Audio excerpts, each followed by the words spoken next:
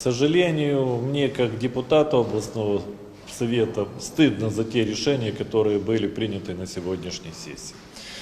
Но первый, самый живой вопрос, который вызвал живое обсуждение, который вызвал живой интерес в зале, это предоставление кредита на окончание ремонта дорог местного значения, подчеркиваю, это не государственные дороги, дороги местного значения в Одесской области. Нам предлагали кредит от Государственного банка, это Укрексимбанк, 772 миллиона 500 тысяч гривен по 12% годовых на завершение строительства дорог местного значения в Одесской области. По этим дорогам уже начато строительство, но из-за отсутствия средств, из-за отсутствия субвенций с государственного бюджета они просто на данный момент недостроены. И вот эти деньги были крайне необходимы, чтобы эти дороги было запустить к зимнему сезону, и мы могли нормально по ним передвигаться. Что сделала фракция оппозиционной платформы «За життя»? Они начали активно говорить, что это кредит проедания, что это ничего хорошего не даст,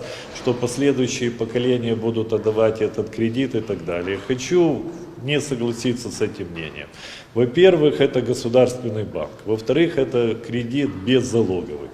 В-третьих, предусмотрено прямо в проекте постановления, он должен пройти обязательное согласование в Министерстве финансов Украины. И только после этого его нам могут дать. И точно указан источник погашения. Это субвенции из государственного бюджета. Дороги – это живые артерии любого района, это живые артерии Одесской области, по этим дорогам ездят скорые помощи, по ним перевозится зерно, люди ездят друг к другу в гости, идет жизнь, идет инфраструктурная работа непосредственно в этом регионе. И мы все сделаем, чтобы дороги в Одесской области были достроены, и постараемся на следующей сессии опять вернуться к этому вопросу.